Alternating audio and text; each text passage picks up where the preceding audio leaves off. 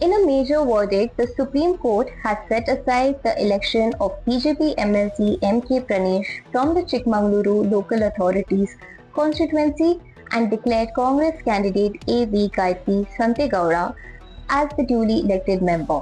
The case relates to the 2021 Karnataka Legislative Council election, in which Pranesh was declared the winner by a margin of 6 votes, securing 1,188 votes, while Gayatri Santegowda's 1,182.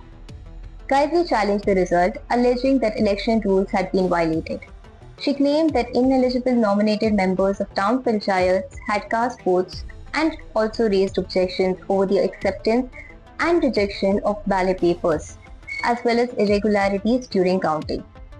After examining the disputed ballots and the counting process, the Supreme Court allowed her appeal and overturned the Karnataka High Court's January 2025 judgment, which had upheld Pranesh's election. Instead of ordering a fresh election, the apex court declared Gayatri Santegowda the elected representative. Her victory will take effect after the Election Commission issues the formal notification. With the verdict, M.K. Pranesh ceases to be an MLC. The judgment also increases the Congress strength in the 75-member Karnataka Legislative Council to 40, further strengthening the ruling party's majority in the upper house.